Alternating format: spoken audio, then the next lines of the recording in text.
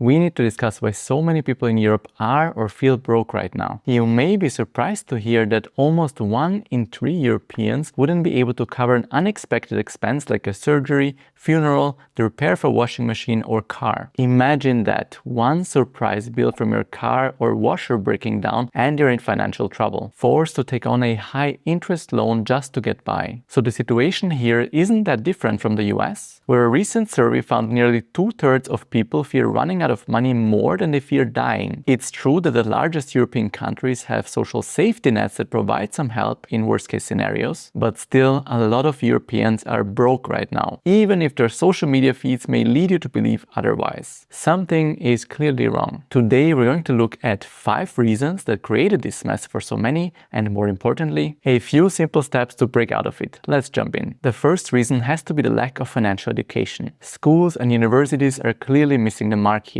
Most of us spend more than a decade in school, then often go to university, but never once get taught how to properly manage money. We learn essential skills like how to find the area of a triangle inside a circle, have to memorize old poems and facts we forget a week later, but nothing useful about personal finance. I'm guessing it was the same for many of you watching as it was for me. My own university degree in economics here in Austria was pretty useless when it comes to practical financial advice. Everything I know today about managing my money and investing I had to learn by myself through countless books, blogs, podcasts and YouTube channels. 8 years into my investment journey together with my wife, I'm very grateful that I did. But it still frustrates me that financial literacy isn't a mandatory subject in school, while you're forced to take so many other classes you'll never need later in life. When you think about it, the system clearly seems to be designed to raise good employees, not financially independent individuals. How is it any surprise then that so many of us end up being bad with money once we enter the real world? Which leads me to reason number 2.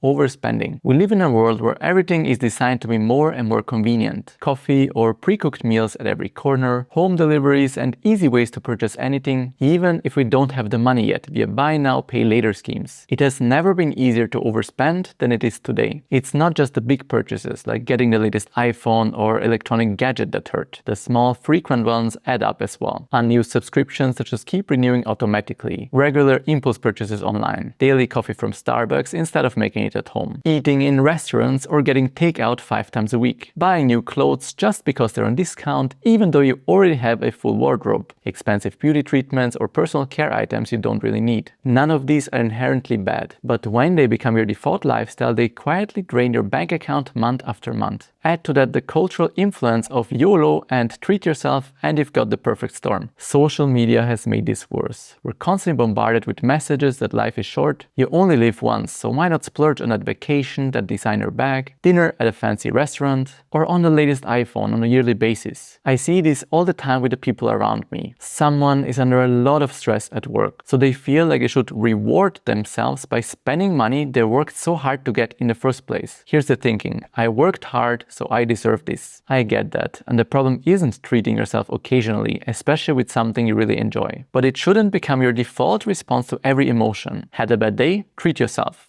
Got a promotion? Treat yourself. It's Friday after work? Treat yourself. This sort of mindset leads many to spend their entire income or sometimes even more by taking on debt, completely forgetting how many hours of work were basically traded in order to pay for all these rewards. I'd argue that's not freedom, that's being stuck in the rat race, living paycheck to paycheck. This ties directly into reason number 3, poor budgeting skills and financial awareness. There's a saying in business, what gets measured gets managed, and this couldn't be more true with personal finances. If you don't track where your money goes each month, optimizing becomes impossible. I know people earning 4,000 euros monthly who still live paycheck to paycheck because they have zero awareness of their spending. Without a budget, you're essentially driving blindfolded. You only know the income side of the equation, but you have no clue where that money actually goes or whether you're spending aligns with what's truly important to you. Every extra euro after your fixed expenses are taken care of seems spendable when you don't have a plan in place. That's why tracking your expenses, at least for a while to build awareness, is essential essential if you want to get closer to reaching your financial goals. Only then can you start to analyze and optimize your spending according to what you value most in life. I also find that having a simple plan for where you're going to put any money you save becomes a massive motivating factor to make better financial habits stick. For example, if you'd like to be able to cut back on work or retire early one day, you could start investing your monthly savings into a well-diversified low-cost ETF. Feel free to check out this video afterwards if you don't know where to get started. My wife and I have been following this simple strategy with most of our savings over the past 8+ years, and we found it really motivating to see this amount grow over time. You can find the links to my favorite low-cost brokers in Europe for ETFs linked down below, which is a great way to support me if you'd like to. Reason number 4 is inflation, which is outside our direct control. The last few years have been particularly rough for us in Europe, with inflation going all the way up to 10.6% in 2022, the highest level in decades. Every year, life gets more expensive, and wages have not been able to keep up with these levels in most cases. And while inflation seems to be slowly getting back to more reasonable levels with an average of 2% in the Eurozone, my own home country Austria has done a horrible job at managing inflation over the past few years, topping at 11.3% in early 2023, and with a rate that's still 60% above the EU average, standing at 3.2% per year in June. Since inflation compounds on itself just like returns on investments do, since January 2021, life has become 28% more expensive here on average. You now basically need 128 euros to be able to buy the same amount of things you could get for 100 euros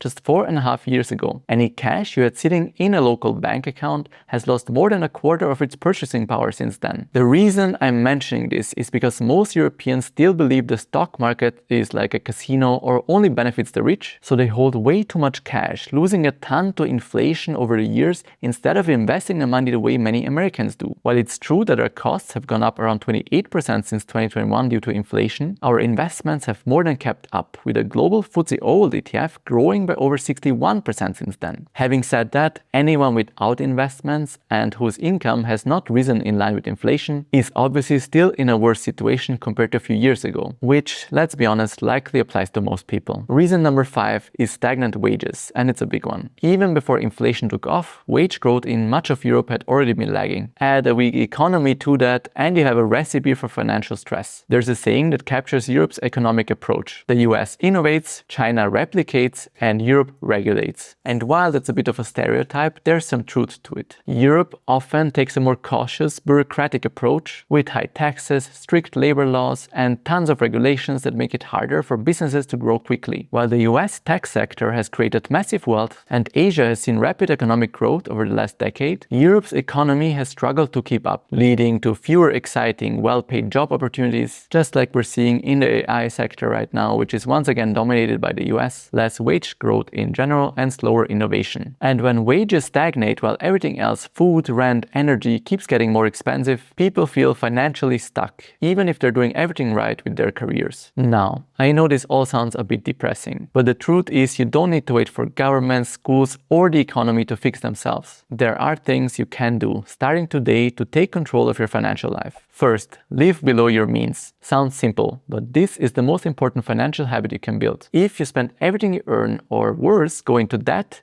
you'll never build wealth. But if you create a gap between what you earn and what you spend, that gap becomes your financial superpower. It's okay to start small. Even saving 5 to 10% of your income is a great first step. And when you get a raise, don't immediately upgrade your lifestyle. Instead, try to keep your expenses the same and invest the difference. Number 2. Track your expenses. You can't fix what you don't know. For at least 1 month, track every single euro you spend. I guarantee you'll be shocked where your money actually goes. Use an app, spreadsheet, or even pen and paper. The method doesn't matter, but the awareness you gain from doing this is invaluable. Once you have clarity on your spending habits, you'll automatically start making better decisions. Number 3. Build an emergency fund containing 3 to 6 months of living expenses on a savings account. My wife and I use the German bank Trade Republic for this, which pays the ECB interest rate. This is going to be your safety net for when unexpected things happen, like losing your job, the car or washing machine breaking down, or an unexpected medical treatment that's not covered by insurance. While an emergency fund is not sexy and won't make you rich, it will give you peace of mind and prevent you from going into debt when life happens. Number 4. Think long-term, save and invest regularly. Once you've built your safety buffer, start investing. And keep your strategy simple so it's easy to stick to. I personally like to invest into a single, global, low-cost ETF, the accumulating version of the Invesco FTSE World. My favorite way to do that is using interactive brokers, where I have an automated recurring €1,000 investment running at the start of every month. You can find my link to interactive brokers down below if you'd like to support me, as I don't do sponsors. And here's a detailed video on how to set this up while keeping fees as low as possible. Over the long run, building this habit and sticking to a simple, well-diversified strategy can build significant wealth, like it has done for my wife and I after over 8 years of investing our monthly savings. And lastly, number 5, find ways to increase your income. Cutting expenses is powerful, but there's a limit to how much you can save. At some point, you also need to look at the income side of the equation. Don't be afraid to ask for a raise, explore new job opportunities, learn skills that are in demand, or even change careers entirely to increase your income and thus your savings rate.